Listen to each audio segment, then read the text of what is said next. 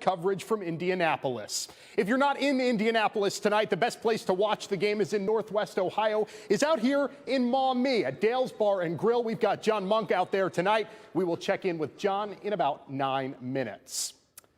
Meanwhile, we look ahead to tonight's huge game. Let's look back at last week's Ohio State victory against Michigan. It was the Buckeyes' 8th straight victory over the Wolverines. It was also the 17th win in 19 tries against their rivals from Ann Arbor. They did it like they've done to pretty much everyone all year long. They can beat you in the passing game with Justin Fields, and they can really just suck the life out of you with J.K. Dobbins in that running game. Dobbins running for over 200 yards and 4 touchdowns. And this game also means Ryan Day 1-0 in that rivalry game. This is all a blur right now. I mean, to say that there's not stress coming into a game like this, would be a lie. I mean, there's so much riding on a game like this, and you understand and you feel the weight of everybody involved with it. And to win like this right now, it's a relief. It is. And I'm just so happy for these guys, the guys on the team who have put so much into it. There's great chemistry, there's great leadership, there's great maturity. And to see them celebrating in the locker room like that after that means the world to us as a coaching staff. It was a big week for Ryan Day. Not only did his team finish off a perfect 12-0 season in his first year as head coach, he was named the Big Ten Coach of the Year. Now, that's something Urban Meyer and Jim Tressel never did in their tenure. Day has been incredible in year one. Nothing really seems to faze the guy. The last Ohio State coach to be named Big Ten Coach of the Year was Earl Bruce. That was way back in 1979. A bit crazy when you think about it. But any way you put it, Day has been remarkable in year one. He's really exceeded all the expectations anyone could have put on him. The awards continued to roll in when quarterback Justin Fields was named Big Ten Offensive Player of the Year. He was also named the conference's Quarterback of the Year. It's his first season in Columbus. He's picked up everything quite quickly. The transfer from Georgia is 4th in the country in passing efficiency. He threw for over 2,600 yards. He has 37 touchdown passes. And meanwhile, Fields has just thrown 1 interception this season. He's also rushed for almost 500 yards, 10 touchdowns on the ground as well. He epitomizes a dual-threat quarterback. Now, there were plenty who didn't think he could be this good, this fast, and yet he keeps on grinding. There's always going to be people that doubt you, so, I mean, you just have to get used to it and just don't worry about the outside people, just play your game. So I'm not really worried about what the outside people really have to say. I just go out there and play the hardest I can.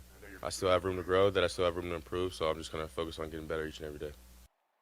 So the Bucks have the Coach of the Year, the best offensive player, and they also have the best defensive player in the conference, potentially the best defensive player in the United States. Chase Young won Defensive Player of the Year award and also won the Chicago Tribune Silver Football Award as the best player in the Big Ten.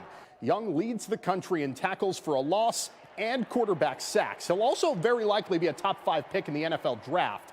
And the last time they played Wisconsin, Young had his coming out party. When the Big Ten Conference announced its season-ending awards earlier this week, it was a who's who of Buckeyes on both offense and defense. On the offensive side of the football, Fields and J.K. Dobbins, first-team selections, along with offensive lineman Jonah Jackson. They had 3 other offensive linemen on the second team, in Wyatt Davis, Brandon Bowen, and Thayer Munford. And they had 4 more guys on the league's third team, Master Teague, Chris Olave, Josh Myers, and Luke Farrell. That's 10 guys in total, making all-league teams just on the offensive side. The Buckeyes also well represented on the other side of the football. That unit has been quite dominant. Of course, Chase Young, but he was joined by linebacker Malik Harrison and DBs Jordan Fuller and Jeff Okudah. Damon Arnett made the second team, and they had a couple guys on the third team as well, Devon Hamilton and safety Sean Wade, who's back healthy and ready to go. The Buckeyes have really just rolled to this point in the year. They're unbeaten. They've really barely been challenged. After tonight, they're likely heading to the college football playoff. Christy Kopanis tells us how Ohio State got to this point. It's not easy to go undefeated, but Ohio State has done a good job of making it look that way. Most of their games this year were blowouts. Only a couple were close. Here's a look at the Buckeyes season in review. A new year, a new quarterback, and a new head coach. Ohio State embarked on this journey with a dominating performance over Florida Atlantic. And after shutting out Cincinnati, the Buckeyes only allowed 2 touchdowns in their next 3 games against Indiana, Miami of Ohio, and Nebraska. Their first test was Michigan State, and it was less of a test and more like a quiz. The Buckeyes beat Sparty 34-10. Then 2 weeks later, after racking up another win against Northwestern, Ohio State faced Wisconsin. And coming into that game, it was the hardest team that they had faced so far. But with a 38-7 win, they made it look easy. So, on to the next.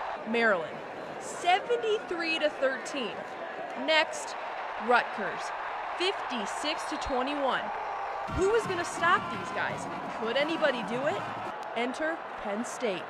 Ohio State took a 14-0 lead into halftime, but the Nittany Lions were on the prowl in the second half. They made a game of it. In the end, it was the Buckeyes with a 9-point victory, their closest game yet. And that was a good tune-up for the weekend ahead, Michigan. In a rivalry where anything could happen, history repeated itself for the 8th straight year. Ryan Day picked up his first win in the rivalry, 56-27, and their offense shined. An offense loaded with talent and a stingy defense hard to get through. Where are the holes in this team? Are there holes? Wisconsin will try to answer those questions when they get another crack at Ohio State Saturday night in the Big Ten Championship. The Buckeyes have two guys in the Heisman Trophy conversation, Justin Fields and Chase Young, plus the college football playoff looms in the distance. Will Wisconsin spoil all of that? We're getting closer to an answer as kickoff draws near. Closer indeed, Christy. Thank you so much. Let's head out to Indianapolis now. Dave Holmes from our sister station in Columbus has much more as we get closer and closer to kickoff from Lucas Oil Stadium. Well, hello there from Indianapolis, where the Buckeyes just capped off the most successful regular season in school history. A perfect 12-0, and it's not just about the record. All 12 of those wins were by double digits. So there might be at least some concern that maybe this Ohio State team has peaked too soon. But according to head coach Ryan Day, his team hasn't peaked yet, and that's almost hard to believe considering the Buckeyes are ranked in the top 5 in the nation in every single major offensive category and top 5 in the nation in every major defensive category. That said, Ryan Day wants to see a more complete effort in the Big Ten championship game against Wisconsin. I still don't think we've played our best football yet. I think in all 3 phases, we've yet to put together just a dominant performance in all 3 phases. And so that's another challenge that we've given the team this year. You know, what's the best version of this team? And so that's something we're working on this week. One other note, defensive end Chase Young won the Silver Football Award on Friday. That goes to the top player in the Big Ten, regardless of position. You might remember Chase Young had his coming out party earlier this season against these Badgers. We'll see if he can do it again in the Big Ten championship game. At Lucas Oil Stadium, I'm Dave Holmes. All right, Dave, thanks so much. And the biggest party may not even be in Indianapolis tonight. It's probably over at Dale's Bar and Grill in Maumee. A great turnout last Saturday for the Michigan game, and the same thing goes for tonight. That's where we find our Jon Monk. He is live at Dale's ahead of this showdown. And, John, what is the scene like out there right now? Well, Tyler, with about 90 minutes till kickoff, it's still a little subsided. All eyes right now are on the SEC championship game, but Dale's is best known for being Buckeye headquarters. And as you can see, the bar is slowly filling up with scarlet and gray. People are eyeballing actually our show right now, along with the SEC championship game. But this is a great Buckeye atmosphere. I've actually never been here myself. There's a lot of Buckeye decor on the wall, and of course we're blessed with the sight of Woody Hayes above the main entrance. And I'm joined here with Melissa from Dale's. Melissa, thank you for having us. Oh, no problem. Anytime. What makes this place so special to watch a Buckeye game? I don't know. We have this atmosphere, I guess, that we've created here. I've worked here since 2006, which was the year that Michigan and Ohio State both went undefeated until the game. And it's just, we play the Buckeye song every time we score, Hey Sloopy. We dance, we get on the microphone, we hype the crowd out. Typically, the whole restaurant is filled with red. Everyone's friends, you know. You just create, you know, it's the atmosphere you can't get unless you're at the game. And obviously, last week it was a big deal against Michigan, but how big of a crowd are you expecting here within the next hour for the Big Ten championship game? I think it'll be about the same as Michigan. It's just as big of a game, you know. Michigan game's a lot more fun, I think, because of the rivalry. But this game, I think by 7:30 will be packed. Awesome. Well, thank you for having us. And they know how to treat their guests, because check this out. I asked for a pop, and they gave me a special little pop here. So we'll be out here for the rest of the night for the next 30 minutes or so. So we'll have more from Dales, but for now, back to you, Tyler. All right, John, thanks. We will check back in with you in just a few minutes. We are going to step aside for a quick break, but coming up, we are breaking down the Wisconsin Badgers, and we'll tell you what the Buckeyes need to keep an eye on tonight in Indy. Stick with us here on Fox 36.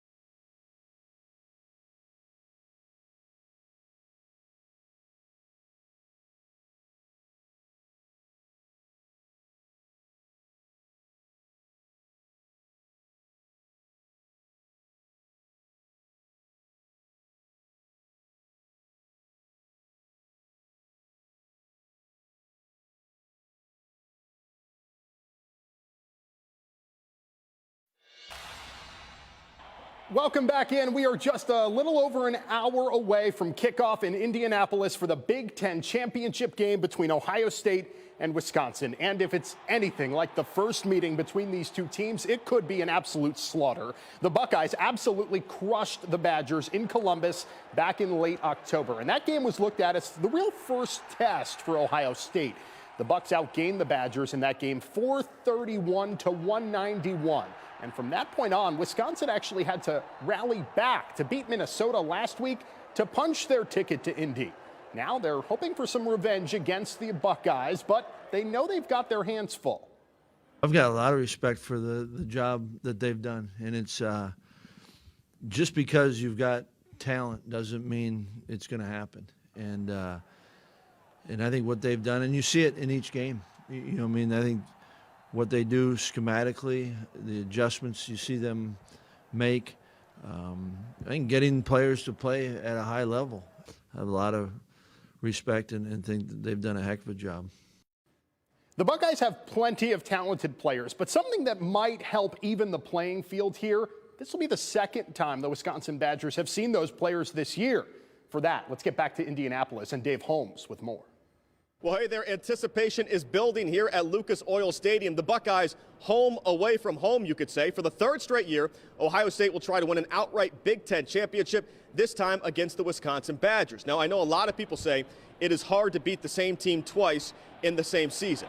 I get it. Now, let's be honest, it's not hard to beat Rutgers twice in the same season. So why is that? Well, it's because Wisconsin has a very solid, fundamentally sound team and a great head coach in Paul Chryst. And that's why it's hard to beat a team twice in the same season. Good coaches adjust. Ryan Day knows that. We'll see how the Buckeyes counter those adjustments in the Big Ten championship game. So it's all about being locked in, focusing on executing at a high level. At a game like this, there's a lot of hype, there's a lot of hoopla when you come into the city, and they do a great job of that. But really, at the end of the day, it's going to come down to execution and who does their job on the field, and that's what the focus is on right now. Now, I mentioned the Buckeyes going for 3 in a row. If they can beat the Badgers in this game, they will be the first team to ever win 3 straight outright Big Ten championships. We'll see if they can do it here at Lucas Oil Stadium. I'm Dave Holmes. All right, Dave, thanks. The party, meanwhile, continuing out at Dale's Bar and Grill in Maumee tonight as we get closer to kickoff. Let's get back out to Jon Monk. Jon, fans must be filtering in, getting pretty excited at this point. Yep, people are coming in, they're sitting down, they're getting their drinks, they're getting their prime seats to be able to see one of these big old TVs at Dale's to watch the game. I'm joined here with Matt. Matt, how often do you come down to Dale's to watch an Ohio State game? I'm a regular, man. This is the best place in town to watch the Buckeyes, so if you want to watch it, come early and come get a seat. How have you felt about this 12-0 season compared to other Buckeye teams in the past? Feels good. I think Fields is on point. Dobbins is running the ball well. I think we got a good defense, so I think we got a good opportunity to make it to the championship. And it has to feel good knowing Ohio State's replaying Wisconsin and the way they handled them earlier in the season. Have to be confident going into this game. I'm a little nervous. Wisconsin's tough, so they beat up the trenches, so I think it's going to be a tough game. So. All right. And Emily here, she's a Columbus transplant. Emily, are you a lifelong Ohio State fan? Yes, I am. What have been your highlights of this season so far? When we win the national championship. When? How do you think about how the team has fared, with the transfer of Justin Fields coming in? Beginning of the season, I didn't know if he was going to be any good, but he's been great. He's done really well. That and J.K. Dobbins, man, those two are awesome. Absolutely. All right, well, we're gonna have one more hit here from Dale's. We'll be here up until 7 o'clock. Back to you, Tyler. Jon, thanks so much. Well, when we come back, we've got some high school highlights for you. Clyde vying for a state title. Could the Flyers get it done? The answer and the can't-miss plays right after this.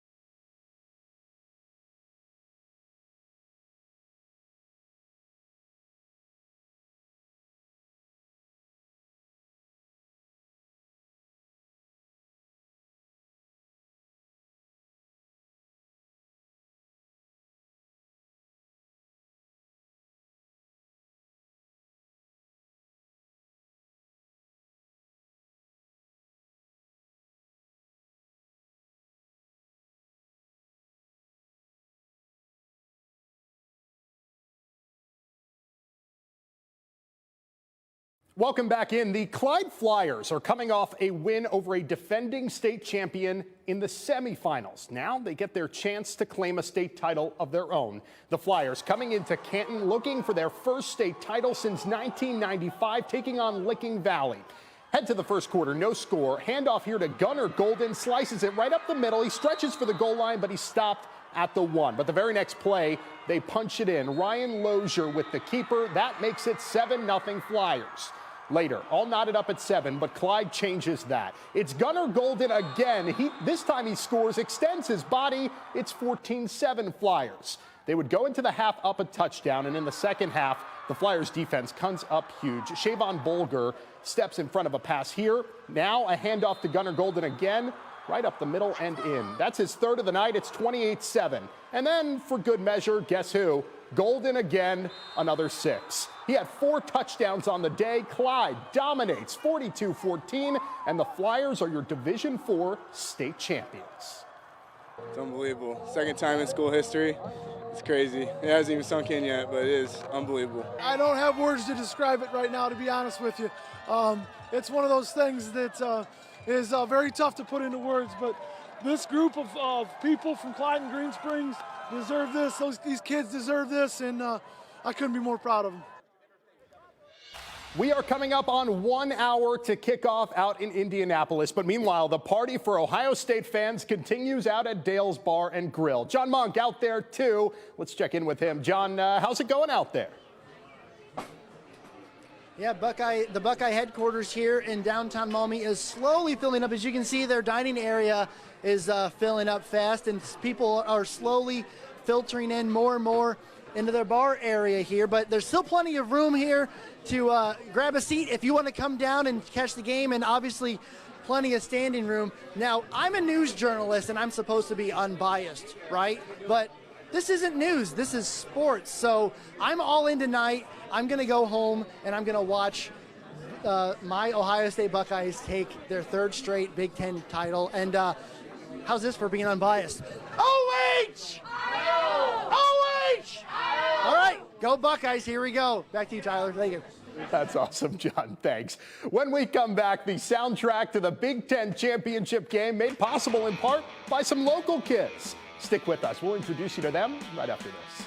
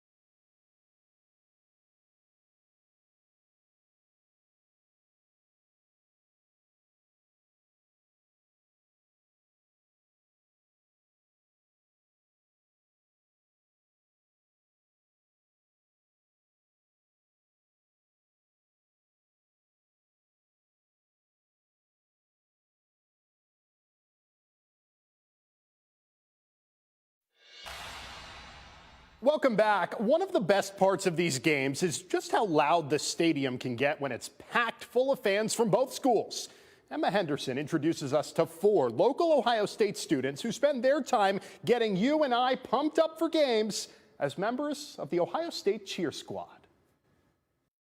From Maumee, Holland, Perrysburg, and Findlay, let's meet the Ohio State cheerleaders hailing from Northwest Ohio. First, we have Ashley Thomason. She's from Perrysburg, started cheerleading in the 8th grade, and is currently majoring in chemistry. She says it's taken some explaining to her Columbus friends about why the rivalry is so fierce. It's strange, especially for my friends that are from Columbus, to hear that we had Ohio State-Michigan days at school. They're like, how in the world do you even have Michigan fans? But, I mean, we are 20 minutes away from the border in Toledo. Next is Emily Gramza. From Maumee, she's a current health sciences major, hoping to continue her academic career at Ohio State's dentistry school. She's always wanted to cheer for this school. It's been a huge dream of mine. My family was so excited when I made the team. Even my family those that were Michigan fans were really excited for me, and they've actually been coming to games.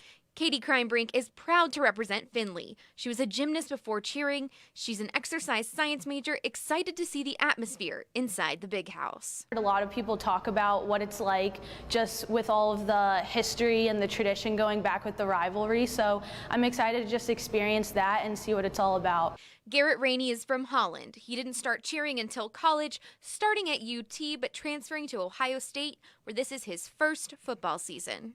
Just walking out to like 105, 109,000 in the stadium, and it's just electric and it's super loud. It's the loudest atmosphere I've ever been in for a sporting event, and it's really fun. And those are your Northwest Ohio cheerleaders. All right, Emma, thanks so much. So, as we get closer to kickoff, Buckeye fans in Maumee, in Columbus, and really all over, hoping to sail into the college football playoff on a high note. Fox picks up the pregame coverage from here as we sign off for now. Enjoy the game. We'll see you back here on Fox 36 right after. Thanks for watching. Good night.